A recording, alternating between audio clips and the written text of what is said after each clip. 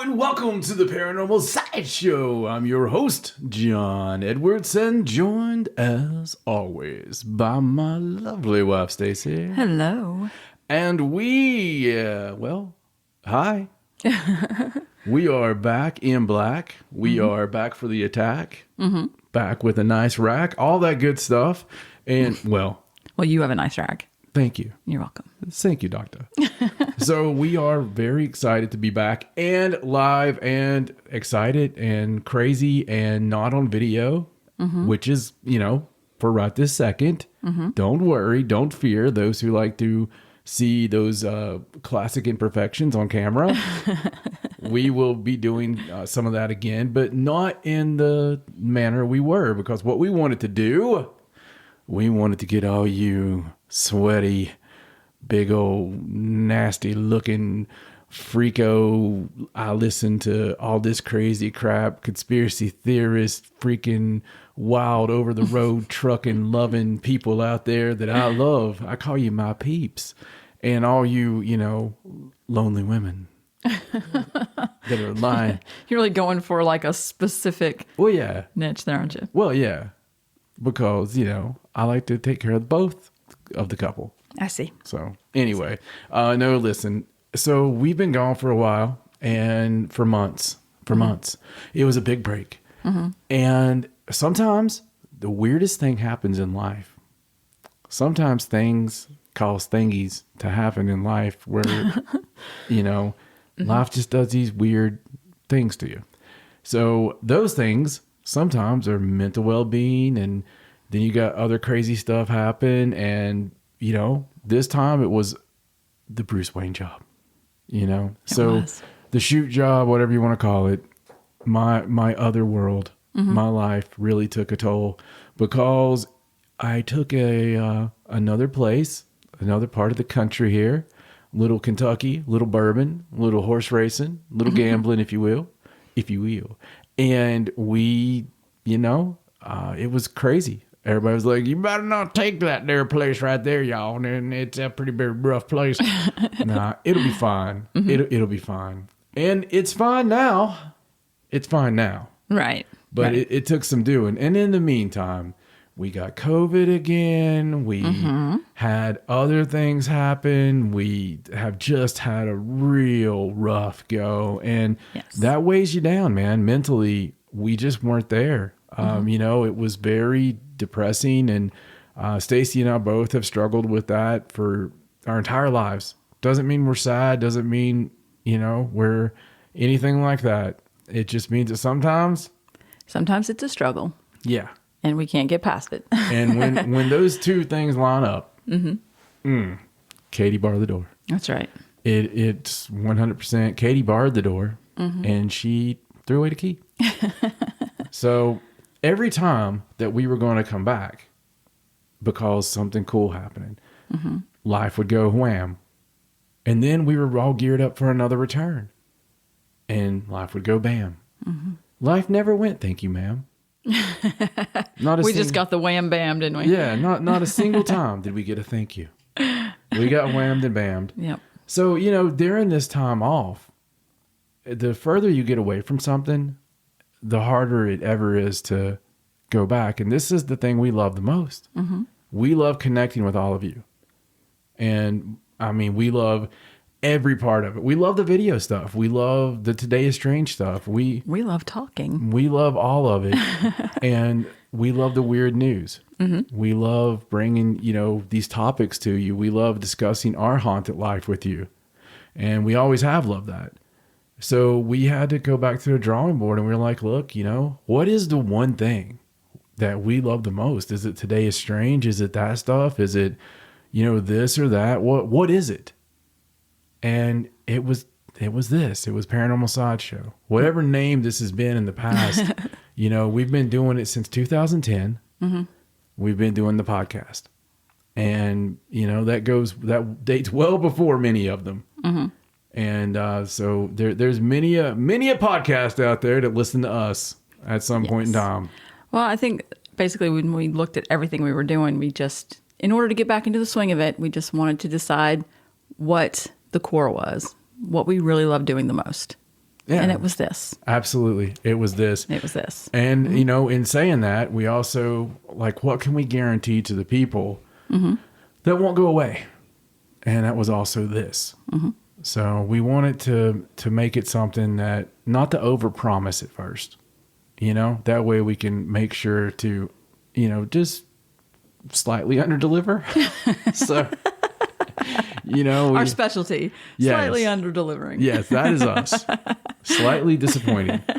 That's we aim to almost please, and we will never change that. That's right. So people that were asking, like DAFUQ, with question marks.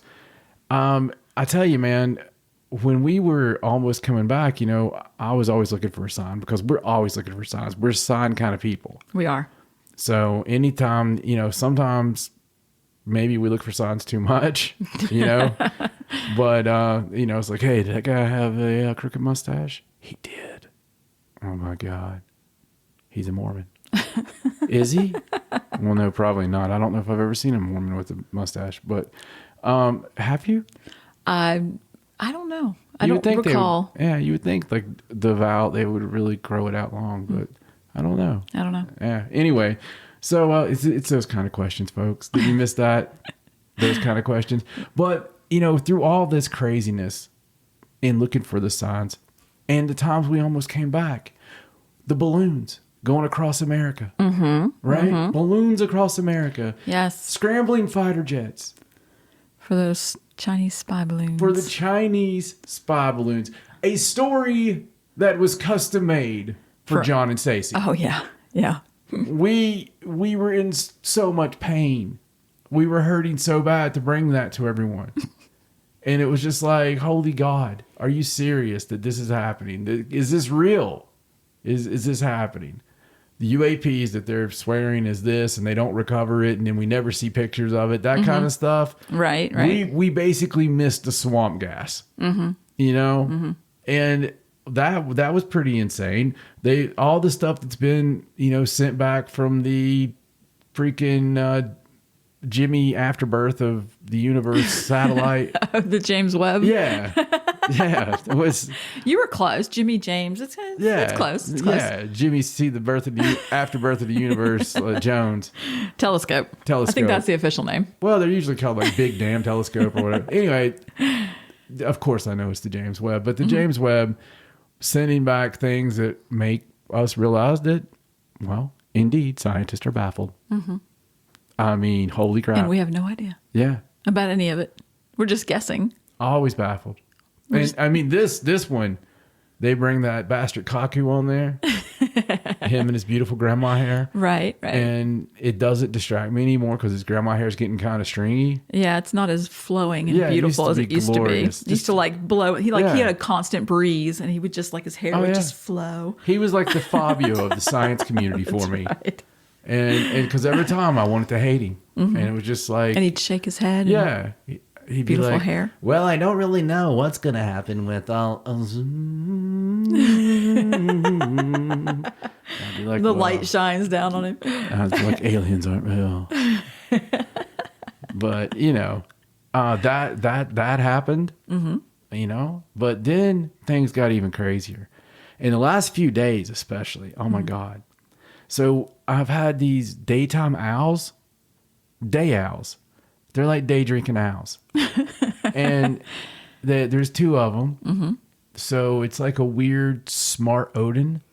It's like look at these two big fat owls.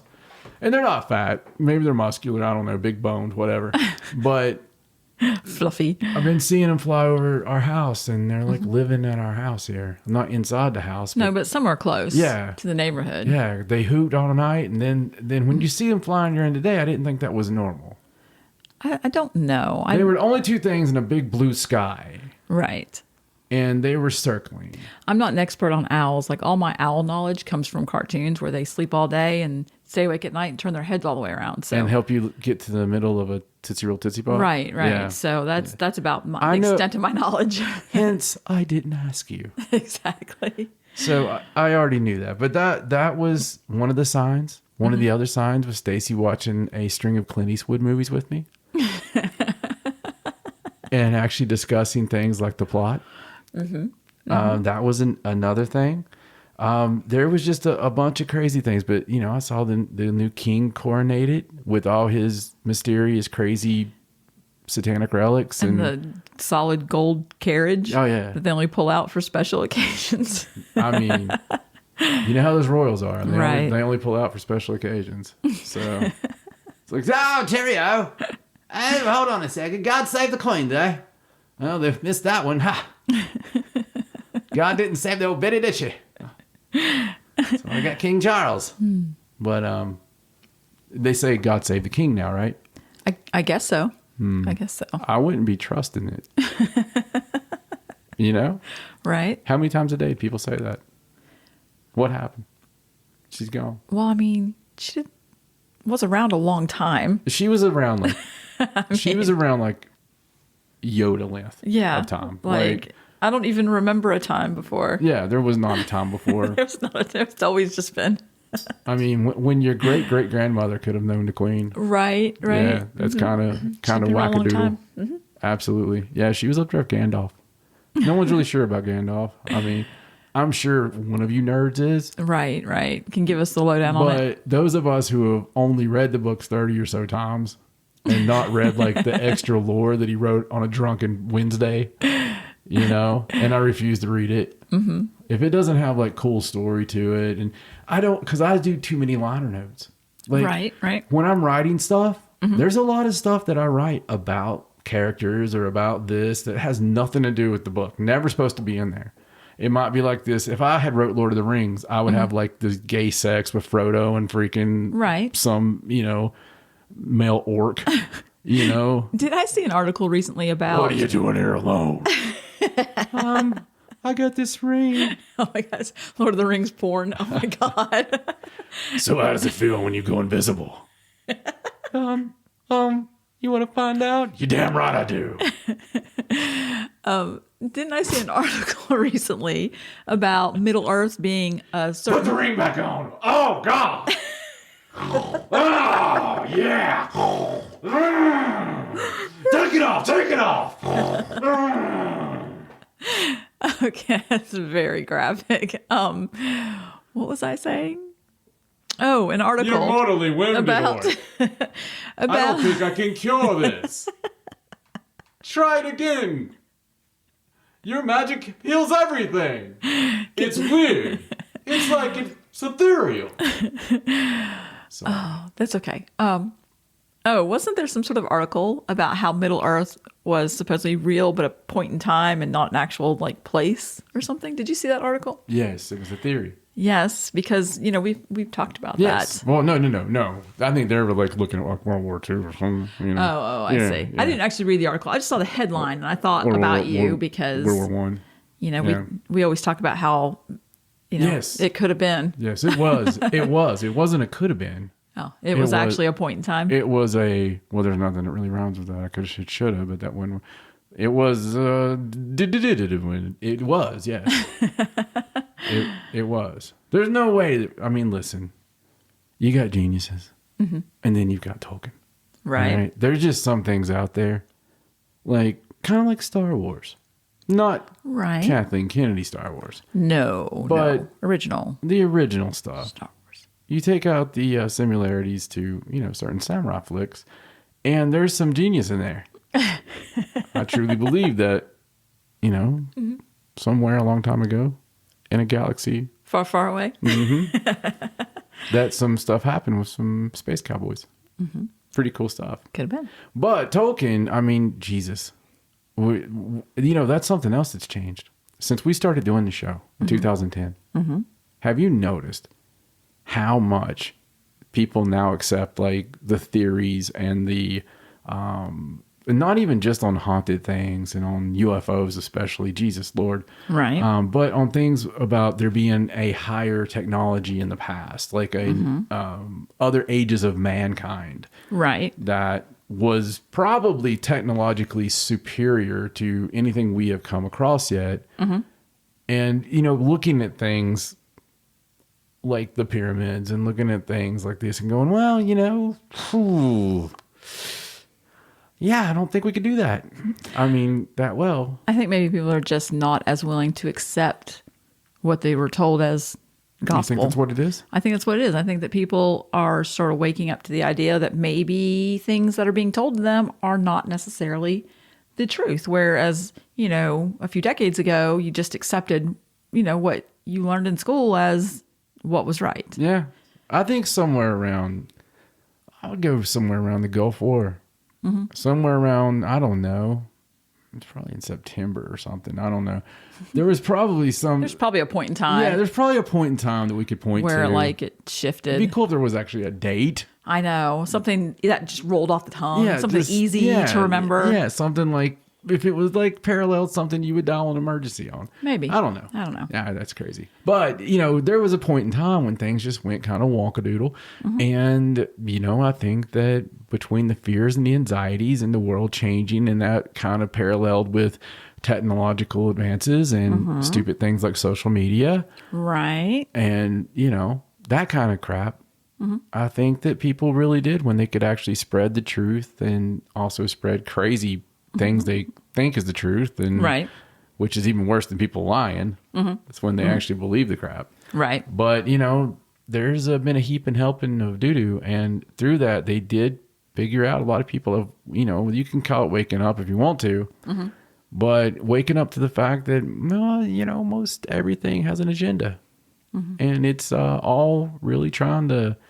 We can say, look, here's a ruler, and there'll be one side that talks about this part of the ruler and talks about the kind of wood that it's made and where it was made at, and why it's not as good of a ruler as it could be, right? And the other side will talk about the other fine points of it, or the counterpoints, or whatever. Then you'll have that group that wants to make sure the ruler is biodegradable. Yes, you'll have that one, and then you'll have the ones that just want to beat you with it and use it as a toy. So there you go. I mean, that pretty much sums up every country in the world. There you go. But yeah, it's unfortunate that you can't really trust the news. You can't trust any news source 100%, and that sucks. Yes. But you kind of need to take a little bit from everything and pull out the similarities in all of them and go, well, that might be the truth. And then you really need to ask yourself, does it really freaking matter? There you go. And, there you go. And I hate to be that way, because I'm not, I vote. I do all that stuff. I use all my turn signals and, say yes, ma'am, open doors, all that good stuff. But at the end of the day, sometimes it just feels like somewhere along the way we lost the plot. Right. And I think that's one of the things that really sucks anymore. And that's why I'm so glad to have places like this. A community full of insane people that all think the same insane way. That's right. That's and are why. willing to get together on occasion for weekends and talk about all their crazy stuff. Behave. So, yeah. So that was one of the big things that got me coming back was the owls. That was cool because the owls are not what they're telling us, right? No, the owls are not what they seem. But then there's also this story that was a funny story about these sisters. Did you see it with the GPS thing? Wait, are these the ones where they drove in Hawaii into the? I didn't get to read the whole thing. They drove into the water. Yeah, because but they looked very confident while doing it. The GPS told them to. Yeah, they were trying to go to this snorkeling class thing, and it took them there. It did. But the witness says, this lady, she was like, they looked very confident as they went. They just drove into the water. In there. And I thought, funny. You know what? That's a John and Stacey thing, because we've nearly died several times from GPS in the car. Right. Well, it's nice to know that our GPS isn't the only one that's murderous, trying to kill us. Right. It was always just the one that came with the car. We never have trouble with apps. No. But if you use that in-car GPS, they're always like, turn down this street, and it'd be like the dead end road. We've had washed up bridges with the broken bridge, and it says dead end on it, and you're like, I know that's not the right way. No, that was one of the other things. But the biggest thing that made me know, the way I knew that it was time. In the past few weeks and the past couple of months, the mysterious booms and the sky trumpets. Right. They've kind of ramped up a bit, haven't they? They have. So one of the first things I noticed, because we, where we used to live, I still subscribe to, the same Facebook stuff I had then. And Right. there's one that monitors, the police blotter stuff. And they were noticing all these mysterious booms in the area down there. I'm like, oh, wow. That's cool. Especially when you're seeing like 20, 30 different places that are having them. And, sure, a lot of them can be attributed to meth labs and stuff. And, but there are some of them that are truly unexplained. And then throughout the entire country, same thing. You're, seeing these things happen again, and it's not going to make the national news. No. But I will tell you, kids, check your local listings on these things, because that's where you find them. That's where I find them, is just going, from different areas, and you have to start regionally and then keep going. Yeah, absolutely. Look at all the local news, because Right. that's definitely where the communities where they're like, well, in this community, we've had this noise, and what is it? Because that's just a local story. That's not going to be nationally. Pretty much all the news now, all the local Yeah. news will put mysterious boom. Like, I don't think they know they're using the terminology. Right, Because it's a right. mysterious boom noise. Right. But they like stories like that because, people like to, they can get people out to talk about it. They're like, yeah. I heard it. Yeah, it shook my windows. Yeah, And it right. woke me up at 6 a.m. And So the booms are very intriguing to me. And, I'm glad to see they're ramping up. So maybe we might be able to get an answer at some point. But the thing that I truly love and my true jam is the strangest, weirdest, most insane thing ever. And that's what most people call sky trumpets. I have talked about this crap since 2010. yep. I went nuts on it. I have completely just lost my marbles about this several times Right. because it just frustrates me. And then we experienced ourselves, and you can find that even on YouTube, on our YouTube. Right. But we experienced ourselves like in January of 2018 in Maine, and I've caught the tail end of the thing happening on video. But that was awesome. Just amazing. As rare as it is, being able to catch it. But, that's the sound of the machinery that you can't tell if it's coming from the sky or coming from underneath you. Sometimes it sounds like a weird, like beluga whale that's somewhere in the clouds, just very, very, very crazy, crazy stuff. And that's been happening again. I mean, it was down to like once or twice a year. Yeah, where you'd barely hear about it. Right. But I agree with you. The last few weeks, especially, we've seen a lot of stories that have come up, and you were like, "Oh, it's time! Yeah. it's time to start again. It's Look time. what's coming up." Yeah, as soon as I seen that, it's up there in the sky going, "Oh, Stacey." What is that? I don't know, Margaret, but it'll be okay. Oh.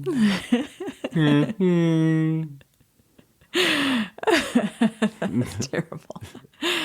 But Okay, I'll never hear anything else now whenever I hear those. I'm just gonna hear your name. you know what else has been happening? I thought this was kind of crazy. What's that? You remember our book? That thing. I do tend to remember that. Yes, well, we have a few copies. we do. That thing we wrote Yes. that everybody listening should have. If they don't have it, they might not. They might not want to get it. Why is that? Well, okay. So when we first were selling them, we, moved a few copies, We did. and I would get people responding. They would tell me, mostly positive things. And then they would tell me, when I've been reading your book and strange things started happening at my house. Oh, I remember. Like, yeah. Like what kind of strange things? Just strange. Just things moving or going missing, and I think one lady had lights that flickered or Yeah. something when she would read. lights that flickered, things like that. And it wasn't just one person. It was several. I don't want to oversell it, but I would No. say 3 or 4 Yeah, at least. that felt compelled to tell me. Right. So, how many others are there that didn't, number one, connect it?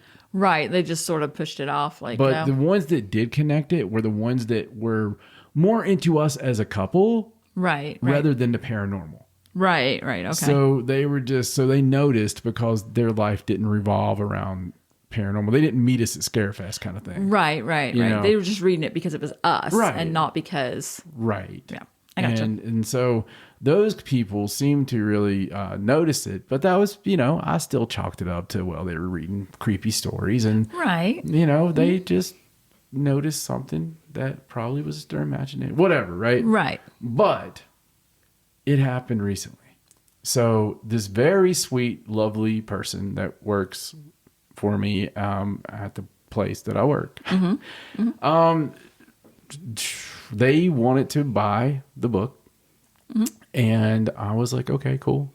I hope you enjoy it, all this, And so they got it and read it. And then I get this conversation. I go to visit this store, and I get pulled into the office and ask a specific series of questions. So, hey, it was this person's significant other that had read the book. Okay. So when they were reading the book, things started happening in the home. Oh, wow. Okay. And I was like, oh. And I must have been written all over my face. Right. I'm like, oh my God. My book is cursed. Like, it is. It's cursed. Right. Because, listen, it's funny as hell, because one of my theories in the book is doing evidence and pulling in spirits temporarily. Right, from wherever you recorded it from. Right. And that's one of my theories in the book, because it happens because I believe we build constructs as human beings, just like we do in the afterlife. That's the whole thing with a ghost. Sometimes they'll be like, well, I saw Uncle Earl, but it was only his titties in his face. And the rest of him wasn't even, he was going up and down the stairs, but it was only the top half of him. And then your grandfather goes, well, I moved those stairs around. Those are higher than they used to be, Junior. Right. It's always things like that. Like, right. Because Uncle Earl has a construct in his head of it being a certain. Right. It being lower. Right? That's why you see him going through walls sometimes. So maybe there used to be a door there. Maybe there was a door. Not always. It's like, it's one of those 9/10 kind of rules. Right. 9 out of 10 times. Right. But, that is something that, I was just getting these stories and wow. So that really got me thinking about this a lot. And I was like, Jesus Christ, is it possible? Who the hell knows? I mean, is any of this possible? It's not supposed to be, but it is. No. We've seen it. We felt it. We've done it. Well, when we wrote the book, we were just really adamant that we wanted to share our haunted journey with people. So, I mean, that's not exactly what we had in mind. We didn't want to share it that much where they were haunted. So I started thinking, what would have caused it? Could it have been talking about the people at the door? Because that's something that probably the people that came to the door wouldn't want people to know about. Right. Could it be talking about some of the Diomans? Maybe. Could it be talking about could it be something as silly as the astral critters? Yeah. I mean, seriously, yeah. How do you get those? You draw them in, Right. Yeah. So. Exactly. You think about it and stuff. And so I just thought it was very strange. So if you do happen to order the book and you don't have the book yet, okay, and you happen to go on Amazon and order the book, John and Stacey Edwards, Till Death. Till Death and Beyond. Yeah. Haunted Journey of John and Stacey Edwards. Get it on the website too, either way. Yeah. So either way, you want to do it. And let us know, okay? If you do get it, this is not to shield the book. The book's been out, okay? Yeah. With my fat face on it, trust me, I'd rather have a new cover. But it was like, I don't think you looked fat on that cover. It was the fattest I ever been. It's not. And then out of all the pictures I submitted, they're like, this one's the best. Is it? Stacey's like, it's fine, because she's never weighed more than a fart in her entire life. But me, yeah. I think you look fantastic on the book. Well, thank you. You're welcome. You're a wonderful liar. I really appreciate it. But anyway, if you happen to read it, or if you already own it and you read it and weird stuff happened, let us know. Yeah, let us know. If so, we're kind of curious about it now. Absolutely. Hell, we'll bring you on. We want to talk about it. There you go. Yeah. If you've bought it and weird stuff has happened to you, let us know. Maybe you can share the story. It'll be interesting because I want to know. I mean, Jesus Christ, if it is like that, Yeah. We should start sending it to people we don't like. Oh gosh, we could write all kinds. We could write a whole series and just make it about different things, and then send them to people we don't like. Well, we'll just keep sending this one to people we don't like. It depends what it does. Well, it depends on how many people there is you don't like. I was thinking of like 3 people in the whole world. Oh yeah, me too. Yeah. You worry me. It's now time for Stacey and some few news stories. All right, so let's get to the news. Let's. All right, so there has been so much crazy news since the last time we did this show. That we're not going to try covering. I know. We can't just go back and go over all that stuff. Just trust me. It's been crazy. But there's a couple things that recently have happened that we need to touch on. So let's start with cattle mutilations. Oh, what a wonderful place to start. Oh my goodness, cattle mutilations in Texas. I don't ever remember having stories from Texas exactly. Normally it's more out west. Well, I think we had some Texas, but it wasn't cattle. You remember when the cereal blood drainer was going around? Oh, yeah. And it had like little puncture wounds and stuff. Yeah, there you go. It was like really crazy. It was like week after week after week. And no one ever told us anything else about that crap. That's true. I don't think anybody ever connected the dots. No, and I don't think they ever figured it out or anything. That's so weird. This is why the world needs us. All right. So there has been suspicious cattle mutilations in Texas, 6 of them. Yes. So far.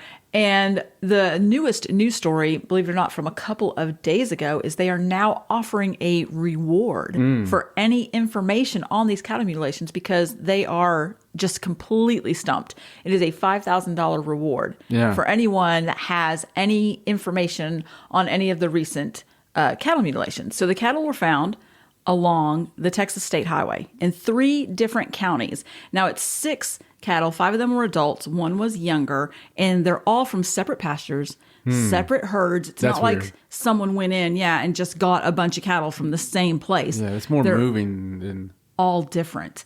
And it says it wasn't immediately clear when they died. Like the first one that they found had been dead for quite some time. And one of the weirdest things about it was that it hadn't been picked at. Nothing would eat it. None of the birds, none of the animals, like nothing ate the flesh of the dead animal as it laid there. It just stayed there. Yeah, that is weird. Now, 5 of the animals, like I said, were adults. 1 was a yearling. They all had very precise cuts around their like mouths. Surgical precision. Yes, like the tongues were cut out, some of the skin around the mouth.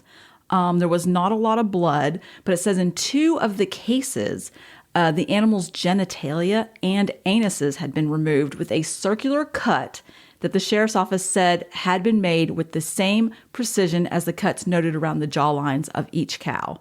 Now, all the cows were missing like jaw, tongue thing, but only 2 of them, the genitalia and the anuses were also removed, which is just so very weird. It really is. Now, the investigators, this is in Madison County, the investigators with the Madison County Sheriff's Office that discovered the deaths, they said that the grass around the bodies of all 6 of the animals was undisturbed.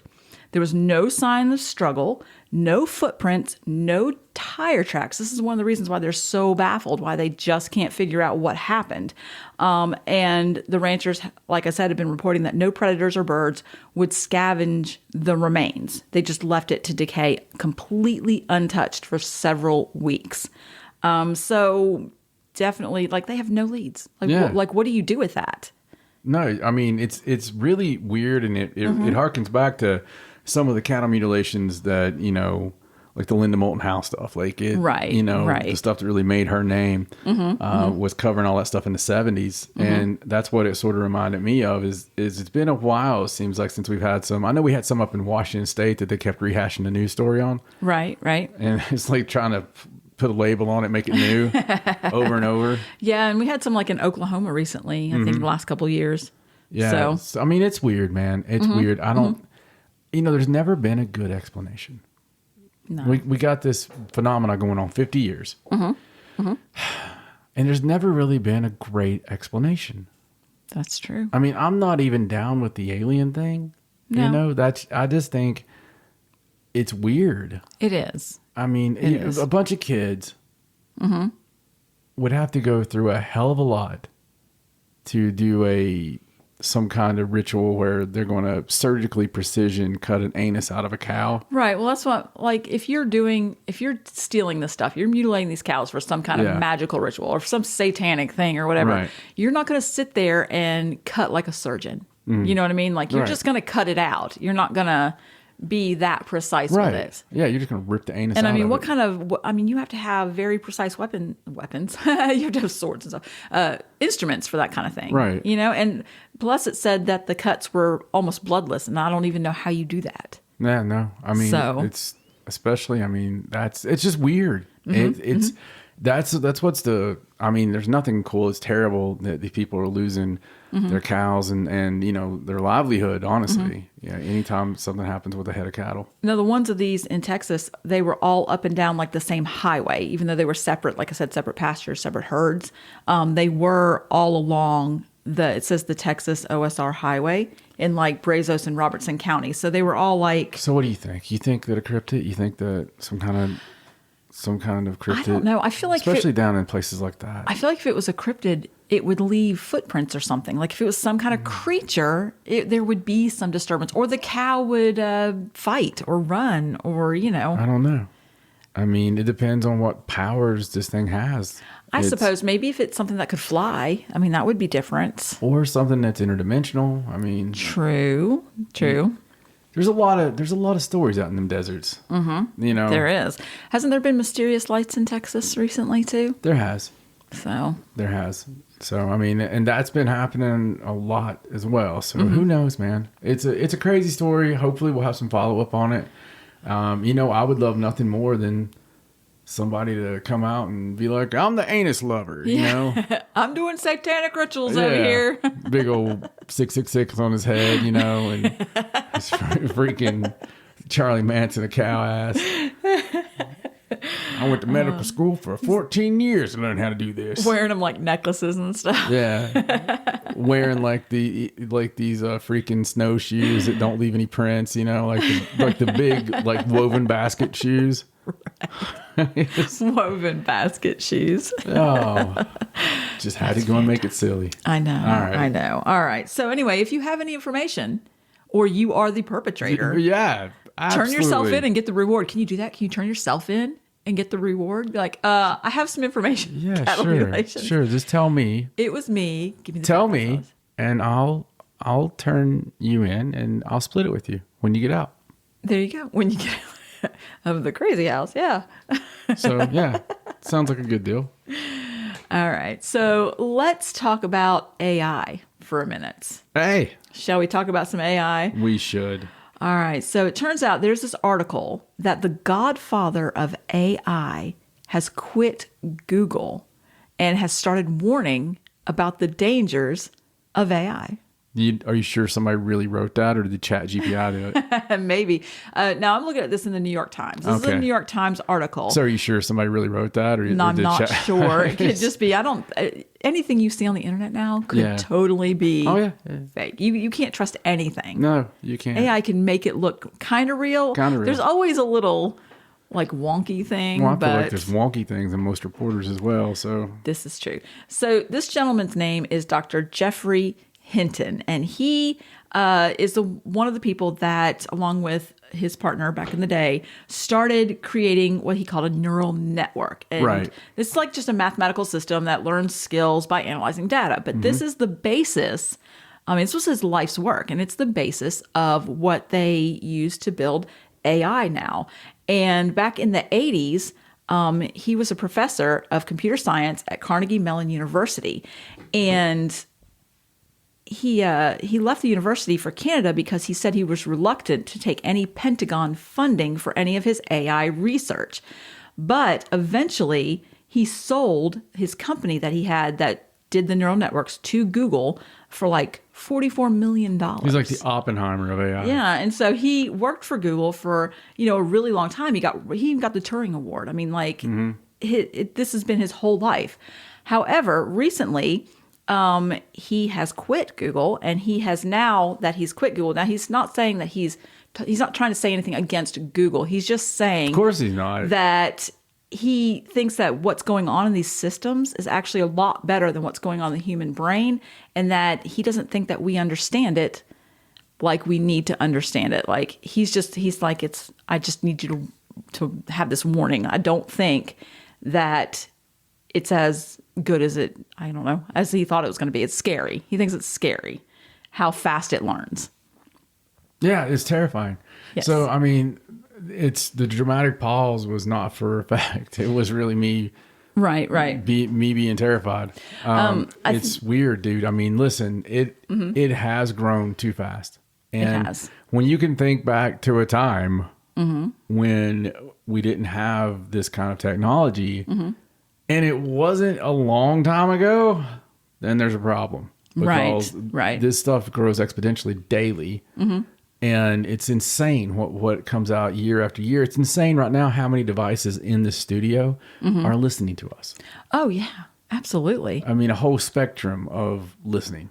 I mean, people joke about the thing where Google gives you ads on things that you talk about. I mean, we've had ads for things we've just thought about that we haven't actually even mentioned yet, or it was a joke. And or we're talking about having those little passing. nanos that go into your brain and can read your mind soon. So That's true. that means they already have them. Anything they're thinking about, Right. Anything they say that, oh, we might have that soon, it's already doing. Well, Dr. Hinton, I think in this article, what it says is that his immediate concern is like what we were talking about, that the internet was going to be flooded with false photos, false articles, false videos, deep fakes, text, things that the average person's not going to be able to tell is not real. Of course, that's been the issue for a long time.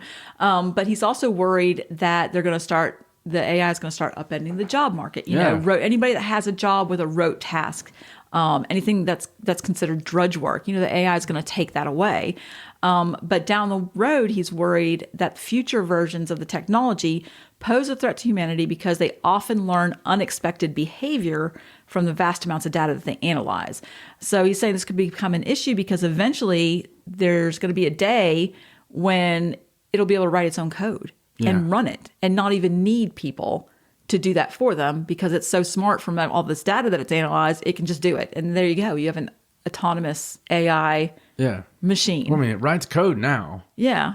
But the sentience to just do it on its own. Right. See, right now they have like the restraining bolt in it. If you're watching, Star Wars. Right. And unfortunately, it's going to learn how to remove that bolt itself. Right. That's going to come off. Yeah. Somebody's going to take it off.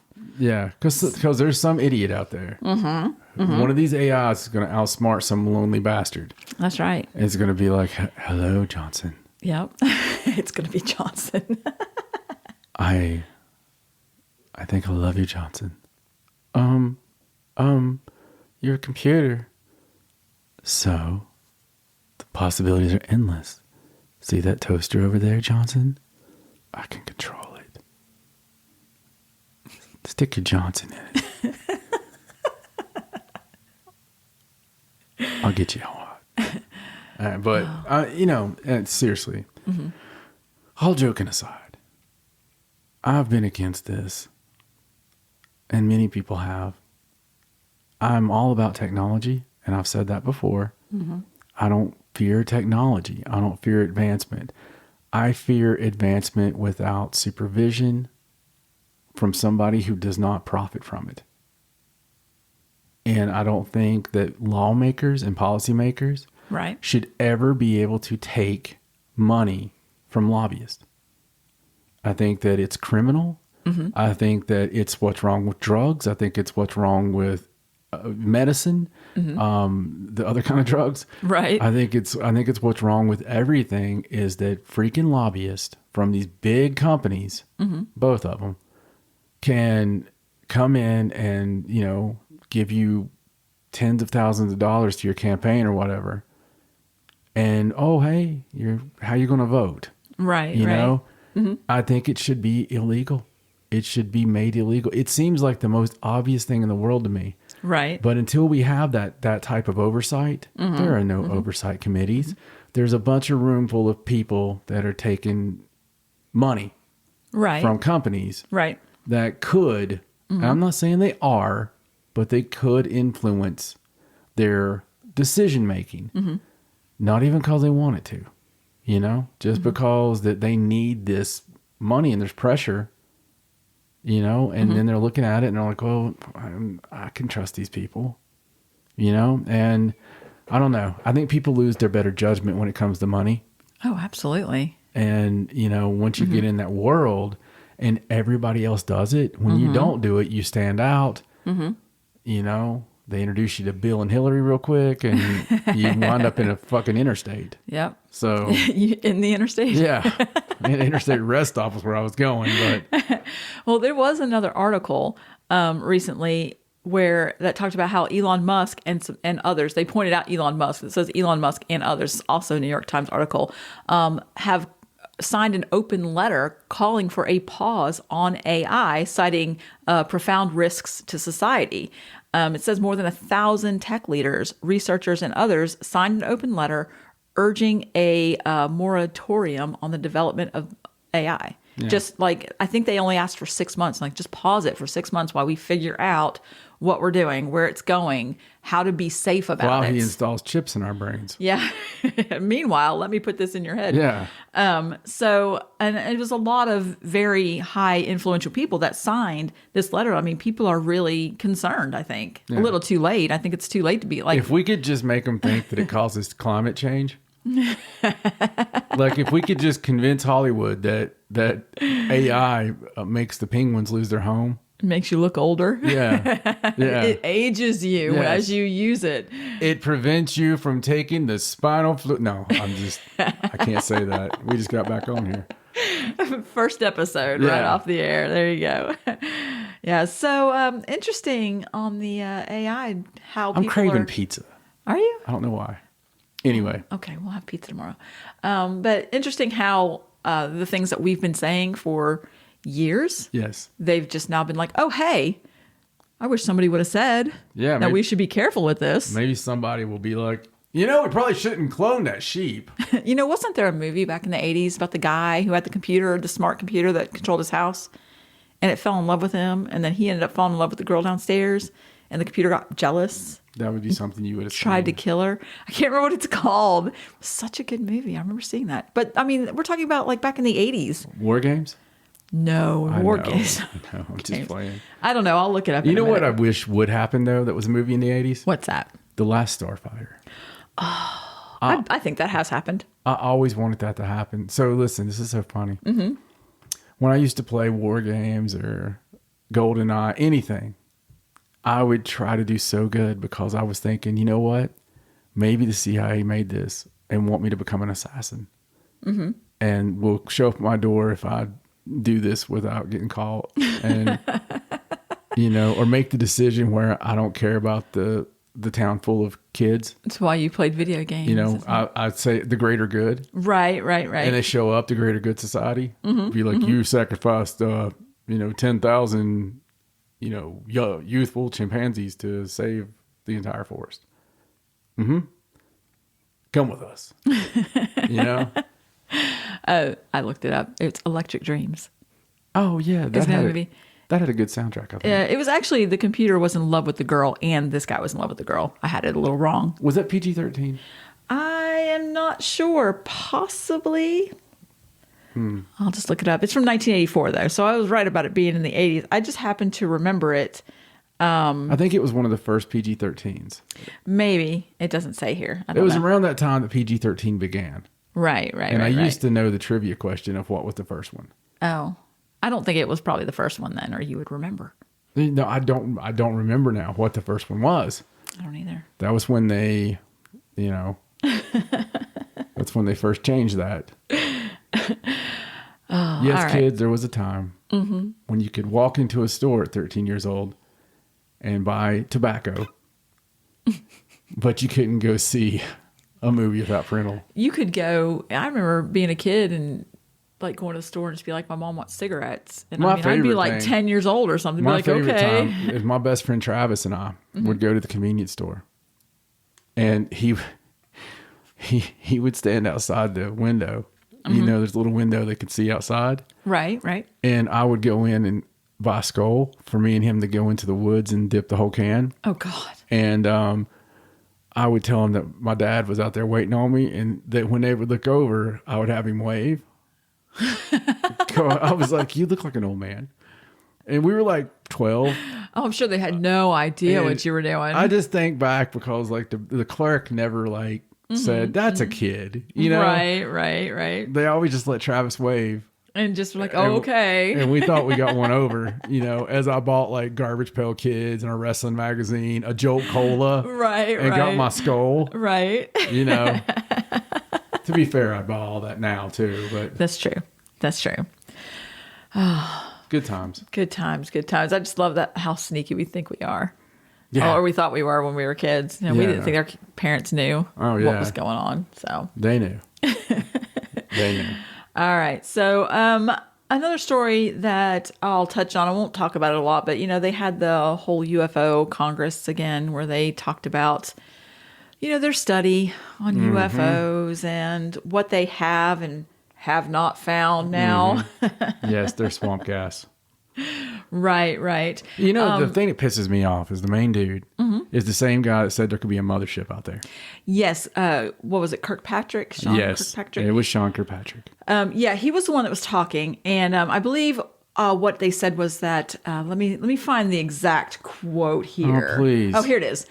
Sean Kirkpatrick, that's the guy's name, the director of the All Domain Anomaly Resolution Office. He said, and here's a quote from this article from ABC News, "I want to underscore today that only a very small percentage of UAP reports display signatures that could reasonably be described as anomalous." Yeah. But he said the majority of unidentified objects reported to AARO demonstrate mundane characteristics. Just call it Arrow. Everybody calls it Arrow. Okay, demonstrate mundane characteristics of balloons, unmanned aerial systems, clutter, natural phenomena, or other readily explainable sources. Now, while this might be true, you know, you only need one to be an alien. You know what I mean? Like, it doesn't matter what the small percentage of reports that could be described as anomalous. There are some. Yeah. I mean, it's like, I feel like he's trying to downplay that. It's like, Mrs. Johnson, your son has, well, this is hard to say, but your son has gave wet willies to a small percentage of the children. So it doesn't matter. The ones with special needs. It was like maybe three, but out of 5,000. Yeah. So no big deal. So it's no big deal. Like, yeah, no, you're right. I mean, 1, 2, 3 times an alien is. It's okay, sir. You only have 3 cancer cells in your body. Right. So we're going to ignore it. Yeah. It's just 3 out of the millions. So, you exactly. know, we're not going to touch that. So, very frustrating. I believe they said that they have about 650 reports now that they're investigating, that unfortunately it's hard because there's a lack of evidence on a lot of those. You know, the same old thing that they say every single time. I think they should just give the whole program to Dr. Travis Taylor. I think so too. Just so I could have him on my TV more, just going, I'll tell you. Shooting rockets in the sky. Hellfire! Let's get a rocket and we'll shoot it up through that alien's asshole. You sound just like him. And especially we'll see what happens, because he gets really loud. He does. We'll see what happens when it goes right up his ass. Because you know what would happen here if it went up his ass? If it's an American, he'd be like, woo, God dogs. But if it's an alien, he might be like, oh, nano. Well, we'll see. You might not be able to do a British accent, but you got Dr. Travis Taylor down pat. So. But listen, and I say that with love. Out of being a fellow redneck. Yeah. Seeing one of us make it good. That's right. And that guy is, listen, man. As far as brains go, he's thicker than a Snicker. He is smart as can be. That guy's so smart. They did that whole knock at the door recruit thing with him. Right. Early. Right. You know? Yeah. You're coming with us. Okay. You know? Where are we going? We're going to a titty bar? Come on. Yeah. Yeah. Roll Tide. You know? But I hope he does that when he discovers stuff. I hope so. Just roll tides it down the hell. Well, you were talking about the Sean Kirkpatrick. There is an article where it talks about, and this is just from March, just this past March, where they talk about the paper that he did with Avi Loeb. And Yeah. so it's about aliens and motherships and stuff. And in the article, there's an article from Politico I'd like to that smoke weed with Avi Loeb. talks about how they I float. bet that'd be a hell of an experience. It's interesting. I bet there's like Hindu music playing, like when you pull up to his house, his palatial estate in the Hamptons. Right. You know, how you doing? Take your shoes off as you come in, please. We're all hanging out on the yoga mats. You can take a seat over there next to that tapestry. There you go. He co-authored the paper with Avi Loeb, where they talk about how recent objects could be alien probes from a potential mothership. And in the article, I believe when they talked to Avi Loeb, he talked about how Sean Kirkpatrick came to him about the paper. Like, it wasn't something he initiated. It bothers you that his last name is two names, doesn't it? The way you say Kirkpatrick. Kirkpatrick. A lot of K's. There's a lot of K's in there. Yeah. I'm just not good at saying it, I guess. So I don't know. It's weird that he kind of came back off of that a little bit. Like, after being, so adamant about doing the paper, like he wanted it done, then he just sort of came back off of that a little bit. He still was part of it. He still did say stuff. So maybe the Men in Brown visited him. Maybe. He hasn't had the Men in Black yet. No, the Men in Brown. Yeah. They're only slightly discouraging, They're just, We're just going to muddy your reputation. That's why we're the Men in Brown. we look like somewhat out of time. We wear modern shoes. But we just want you to kind of not talk about it if possible, please. You don't want our cousins to show up. Yeah. Well, the only other thing I'll say about this is there is an article from the Daily Mail talking about how some whistleblowers have come forward to talk to Congress. They haven't said who they were, but, they did recently pass the NDAA where they said that whistleblowers would have protections now. So supposedly, according to lawyer Daniel Sheehan, he said he's in contact with at least 6 former government officials or military contractors that said that they work on UFO programs that have, in fact, talked to Congress.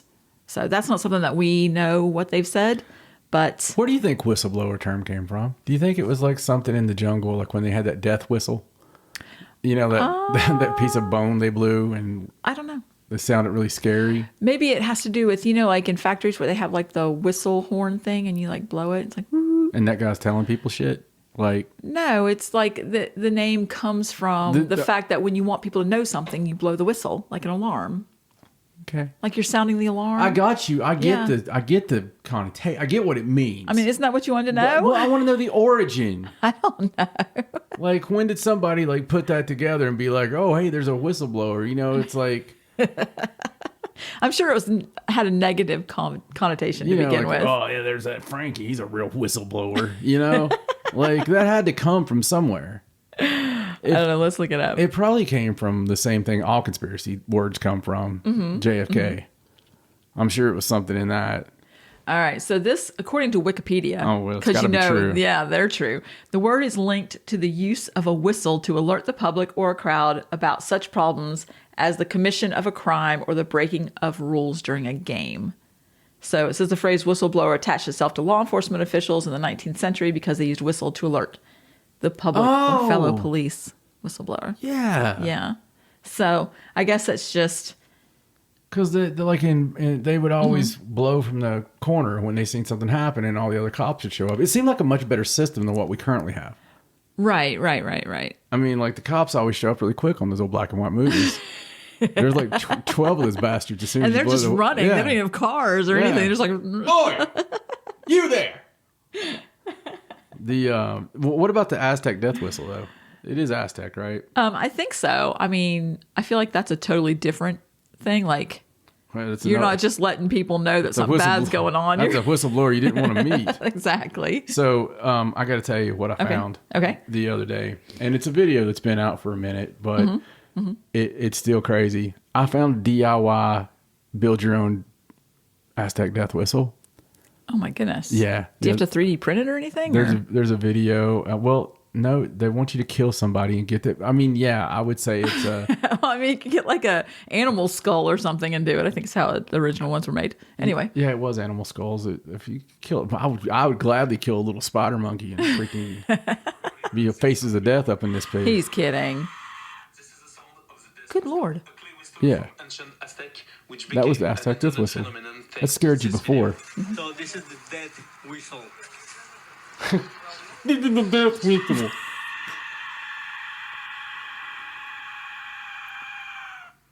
Good Lord. Sounds like a woman screaming. Sounds like one of those slapped hand videos in the woods. That's what I was just going to say. Yeah. Like, that puts a whole new meaning to people hearing people screaming in the woods. Scary object. And make a lot of noise to cause a big psychological effects. To You the think? enemy. Yeah. So this is very intimidating instruments, and this is very unique. Good Lord. What I hear is a combination of white noise, windy sound, and flute sound with a crazy texture. I got this bird call I use a lot in my music. I'd beat the shit out of this guy in person. I wouldn't be able to take it very long. I got to stop the video. So you can look it up for yourself. I just can't take this guy explaining. I like the Aztec guy just going, "It scares people." It's psychological. Yeah.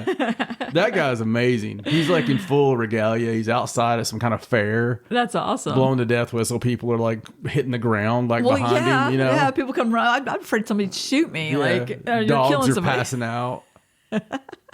And goats are seizing That's up. probably how fainting goats were created. Man, I wish I that's had terrifying. like 10 or 20 fainting goats. Like, I would not have any stress, no anxiety.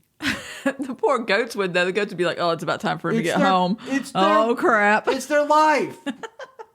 Those goats faint at each other. The old man's coming home. Let's hide. I don't know where that came from.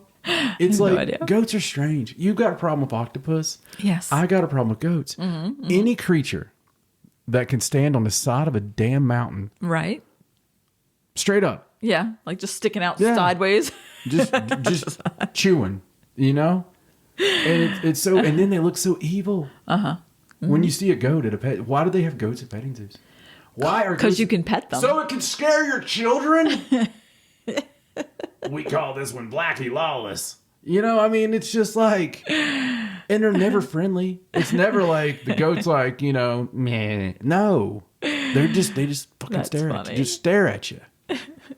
And their little square freaking pupils, and might as well be the freaking satanic star, and just I don't know, man. I hate goats. They are very strange. They are very strange. They really are. I mean, the fainting goats are hilarious, though. And yes, I would own fainting goats just because. I would get like 2 clapperboards, wake up in the morning, yawn, Right, scratch right. my butt, take a whiz, open the front door, have all my goats faint. All right. Well, ready for the speaking day. of octopus, shall we do a story about octopus? Well, yes, if you've got an octopi story. I do. I actually had a bookmark for it, but my bookmark has disappeared. I feel like an octopus has come and deleted my bookmark. Or maybe the AI, Stacey. Maybe. It All heard right, you say it. So Maybe it knew you thought it. that's what it was. All right. So this is a story about how scientists, for the first time, have recorded brain waves from freely moving octopuses. Oh, Octopi. I don't know. let's just go with. It says octopuses in this Does article. it say so- octopuses? Octopuses Octopuses. in this sciencenews.org I article. always thought the plural was just octopus. Still, like, I thought it was octopi with an I on the end. I thought it was like a Latin thing, but I don't actually know because they have octopuses. okay, So, go with octopuses. okay. Now, according to this article, the data that they received revealed some unexpected patterns and things that they don't actually have any idea what it is. Are they baffled? They are baffled. Now, when they did this, they got some octopus, they put them in a tank, and they had to implant like sensors in their head and like hide. They couldn't put it on the surface of the octopus because the octopus would remove anything that they put on them because, you know, Yeah. they can reach anywhere on their body. Right. So there was nowhere they could put this sensor on the octopus that it wouldn't just rip it off. Not So a good enemy. They actually had Fun to. today. They actually had to have portable data loggers and the ones they usually use on birds and surgically insert the devices into, I think they did 3 octopuses. And they put recording electrodes inside areas of the octopus brain that deal with like learning and memory. And then they recorded them for about 12 hours while they went about their daily lives, just like sleeping and swimming and self-grooming. Now they were in tanks, obviously, so they didn't lose them. But, they didn't really bother them. They just let them kind of go about their normal activities. Now, some of the brain waves that emerged resembled activity that we have in our human brain. So they were very surprised about that. Yeah. They said that the ones that they found were ones that play a crucial role in memory consolidation, and other brain waves were similar to those controlling sleep-wake cycles in like other type of animals. Now, they said they also recorded some brain waves that they have never before seen in any animal. Oh my God. Yes. And it says the waves were unusually slow, cycling just 2 per second. And they were unusually strong, suggesting a high level of synchronization between neurons. So it says sometimes just one electrode picked up the weird waves, and other times they showed up on the ones that all of them that were placed far apart. But they have absolutely no idea. They said they're going to have to do more recording while the octopus does more activities to try and figure out what these waves are. I can see you getting through college. But it's like absolutely nothing they've seen before. Getting your degree in like, this specific field in science. And right. As much as you like to save animals and oceans and things like that. And your first ever assignment is to be the person who tries to fit the things on the octopus's heads. Yeah, probably. But I know you've never trusted them. We can't go to an indoor aquarium and leave her alone in that section. It's so crazy. For fear of for her or the octopus, because something's going to happen. I mean, they're just so scary. Like they can adapt so easily, and they can wait till they figure out they're telepathic. So smart. Yeah, that's what it is. They're actually controlling all the humans on land from the ocean. Well, I mean, they're there's something, with that big old brain. I know, and their ability to, I don't know. They're just, octopus are scary. I'm sorry, they're scary. They are scary, and they're more than likely alien. Yes, I think so. There's been things before that we have read that just really didn't match up with other creatures. Right. And it just seemed like possibly, and why not, right? Right. They could have been a little piece of spooge on a space rock. You never know. Or they could have just planted them here. Oh, all right. So I just have a few more stories, just a couple things. I don't actually have the story, but did you see the story about all the pasta in New Jersey? Yes. The side of the river. Fully cooked. Like 500 pounds. Yeah. Like who has 500 pounds of cooked pasta? Why would you cook 500 pounds of pasta? The whole thing is so baffling. It is baffling. You know what else is baffling about it? What? They're trying to figure out overseas right now what they're going to do about the high cost of pasta. Like seriously, it's a problem in China. It's a big problem. Have they created a shortage? Dude, there's a shortage of pasta. That's crazy. And people are having, it's another one of those price deals. And so pasta of all things, your ramen is going to be like, $10 a pack or something. That's crazy. That's like the cheapest thing that you can buy to eat. I don't know if it'll be ramen. I know. But yeah, pasta there's a shortage. Just the whole point. I mean, who would dump it there and why? And why would you cook it in the first place? And I just don't understand. Nothing about that makes any sense. No. At all. Except that it happened in New Jersey. That kind of makes sense. It doesn't unless it's some kind of time slip thing or... I don't know, dude. It's really strange. It's about as strange as the fact that, it's like, have you ever seen those articles like the TILs? Yeah. On Reddit. I've got one, but what is it? It's actually just an article. I mean, it's not one of those, but for me, in the old trope when we were kids, and I know you'll get this because of you and your freaking cartoon education, but when there was a drunk guy, what did the drunk guy see in the cartoons? A pink elephant.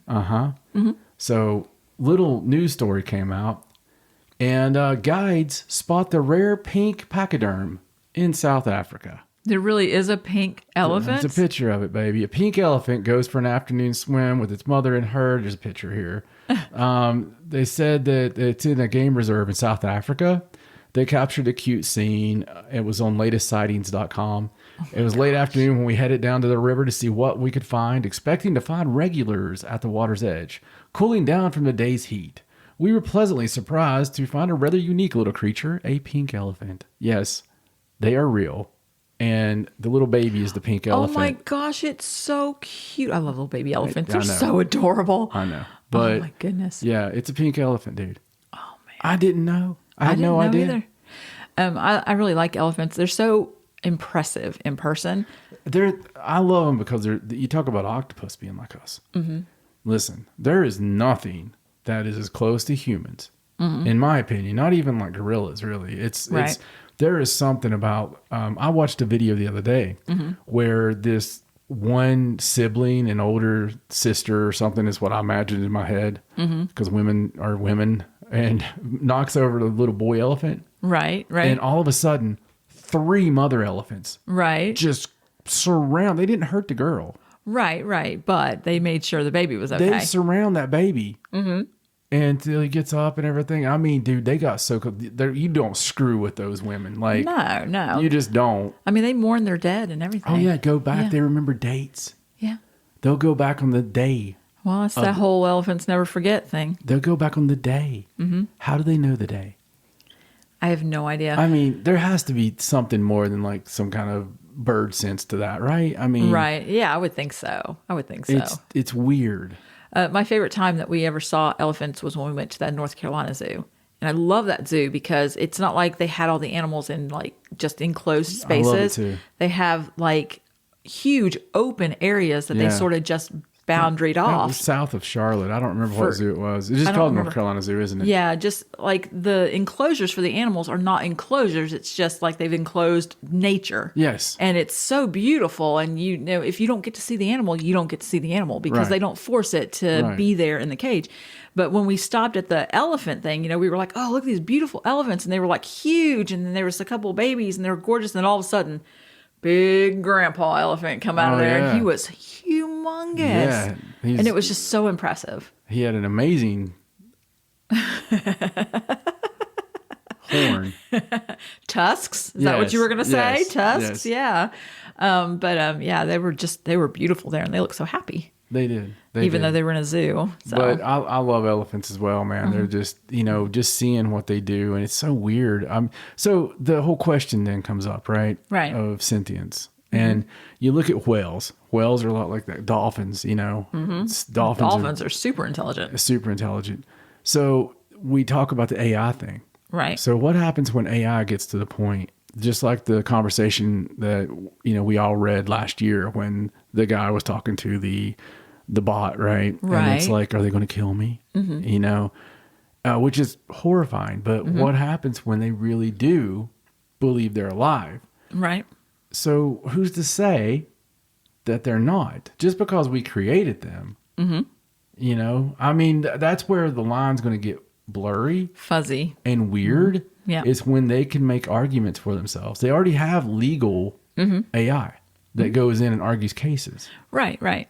And, so, I mean, when they can do that, and that's what's scary. It's kind of Planet of the Apes, except having androids in the home, which will be the next thing. Right. Because we already have, the vacuums and all this, right? And there's reports come out where they're sending pictures and all this of people in the commode and stuff, and which they wouldn't want to do in our house. Right. Nothing sexy there.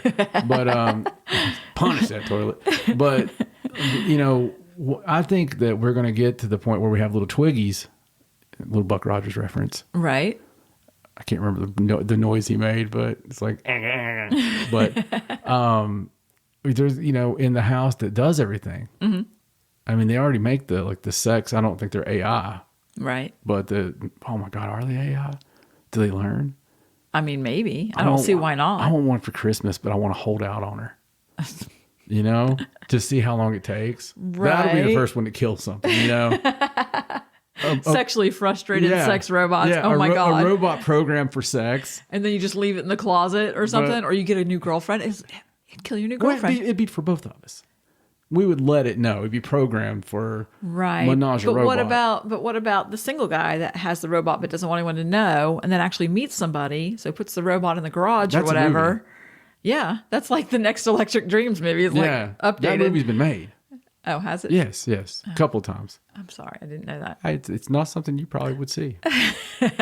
But Something I see on a regular basis. I see. So, yeah, interesting. Help me, stepbrother. I'm stuck in the dryer. But Stuck in the dryer.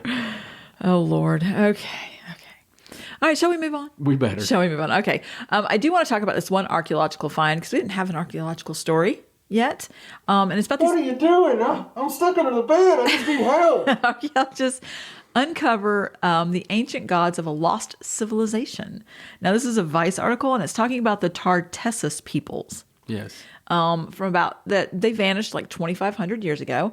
And there is this dig that they're doing where they found the first known sculptures of human figures made by the Tartessus peoples. Now, the reason this is so unusual is because normally they only find, they don't find reliefs of humans. Like normally all of their reliefs and carvings and things are plants or animals. They find that the Motifs, things like like that thick girl a lot. And the one that's got like the Oh, you like the fertility kind of Yeah. woman with the big they call it figure? the fertility goddess. I just call her mommy. You're like, I want one of those, Yeah. please. It's like they knew what they were doing back then. It's funny because the spokesperson for the Spanish National Research Council released a statement, and the first time I read it, I didn't understand because I hadn't read the whole article, but she said the unusual thing about the new finding is that the representations correspond to human faces. I thought, why is that so unusual? But I didn't realize it's because that normally they only did animal or plant motifs. They didn't normally do humans. Now, they said they date back to about the 5th century BCE, kind of at the tail end of this civilization, and they feel like they're either very important people from the community or some kind of gods. They found them in an ancient adobe temple that is filled with the bones of animals that were killed, eaten, and then deposited in a pit Took them forever though because the damn temple kept trying to update. during some kind of They mass said sacrifice. they didn't have the current Adobe. And it says for some unknown reason, the site was then intentionally sealed and burned to the ground as part of a ritual. And they said it appears that this has been common among these people because the nearby sites also were torched in a similar manner. And then all of the people disappeared. There was an update on that story. Was there? They found carved on a rock. We burned this so no one would find the figures. Whatever you do, don't piece them back together. piece them together. I thought it was pretty funny that they how they talked about how all the civilizations were all burned like that, and then the people were gone, and I thought, what if maybe they were attacked It by could've been, another yeah. civilization and didn't intentionally burn their stuff down? Right. Well, one of the big, I don't think you got this one, but it caught my eye because one of the big finds recently, Graham Hancock in one of his books, I've got them all, but he talks about the Denisovans. Right. In Russia and the cave, the Denisovan cave that has the old evidence of human activity, and it was really pure, like it wasn't gone over and stuff. So scientists have been able to recover. Oh my gosh, the cat just opened the door. The cat just opened the freaking door. Yeah, it must not have been latched all the way. I was looking at you and I was like, I didn't know what that noise was. I was like, yeah. hi, kitty. Hey, Spooky. Okay, sorry. Anyway, continue. Okay. So anyway, he's like, come on, folks.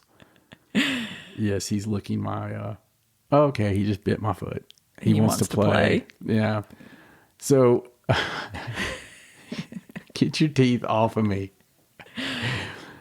So human DNA. Okay, I'm going to do this again. Okay. All right. I don't care if you edit it or not. I'm not going to. Just Okay. continue. So anyway, human DNA has been recovered from a 20,000-year-old pendant. And of course, it's the pendant of it's like an elk tooth, I think. Right. But I think it's cool they put the hole in it, and like I would wear this pendant. Yeah. I think I saw the story. I didn't read the whole thing, but It's just the way they were able to do it, which is what's cool because that means a lot. And they were able to pinpoint who actually had this, and by taking the so they recovered the DNA from the elk, I believe, Right, Excuse right. me if it's not. But and also the original person, they were able to figure out that she was, approximately 20,000 years ago. Wow. And it was a girl, and she had made this pendant, or at least she owned it and held it and whatever. But I just thought it was cool. That's cool that they could get that ancient of DNA. Yeah, and be able to pinpoint it so much, because Right. that speaks to a lot of things they'll be able to do. But it's just, when you think about that, when you that's scientifically proven, right? So you go back to not that long ago, they were just like, well, people were just had their thumb up their ass, 10,000 years ago. Right. And here we are making pendants, Yeah. 20,000 years ago. So I don't know. I think it's very interesting. And it's cool that they can pull that, or they even care enough It's to try. amazing. The Yeah. technology just the advancement. Well, again, it's amazing to me when we have a hard time knowing for sure what happened 200 years ago. Right. When you think of 20,000 years ago, that's just mind-boggling. It is. It really is. It's just so crazy. And at this, 20,000 years ago, somebody's daughter was making a pendant that Probably exactly like special they, to her for some reason. exactly like they would now. So I don't know. Pretty cool. That is very crazy. All right. So I do believe I have one more story here. All right. Let me pull it up. So this is kind of an interesting story. It is about an iceberg that they found off of the coast of Newfoundland. Okay. So interesting story here. It is a giant phallus-shaped iceberg that somebody got a picture of my floating God. in Conception Bay. Like, shut up. No, Conception Bay. That surprised the residents of Dildo, Newfoundland. You would think that this is a fake story, wouldn't you? Just because of all the funny coincidences with the names. But it is actually a true story that is a real place. Okay. And there's a picture here. So a giant floating penis Yes.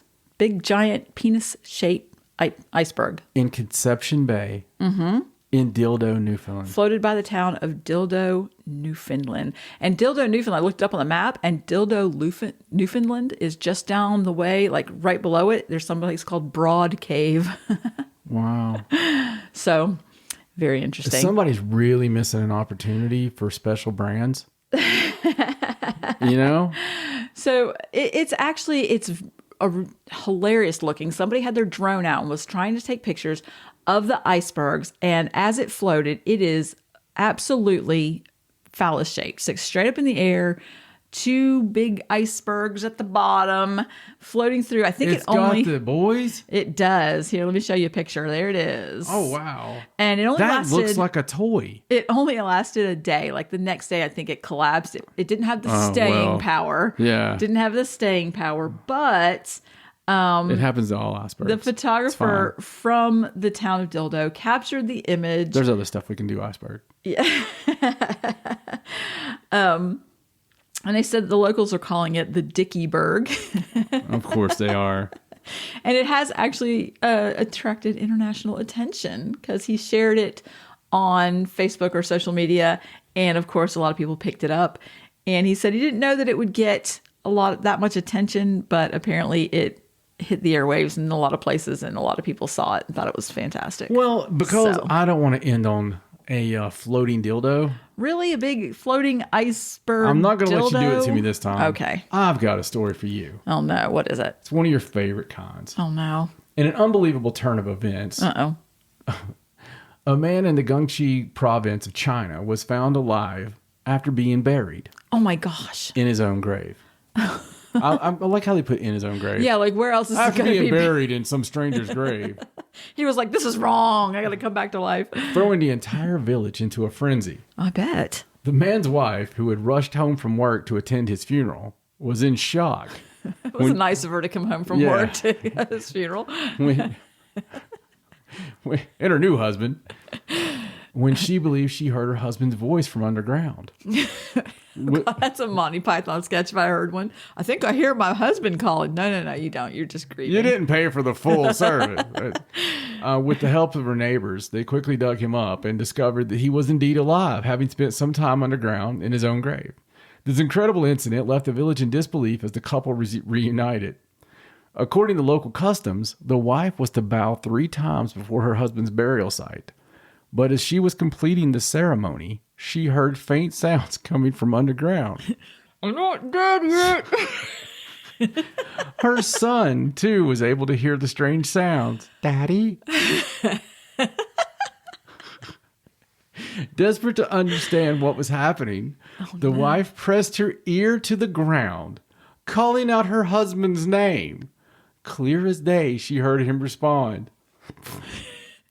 Let me out! And so the search for help to rescue her husband began. Astonished by this bizarre turn of events, neighbors didn't have time to dwell on questions, instead sprinting to the gravesite to help dig the man up. Once the coffin had been retrieved, the wife pried open the lid without hesitation.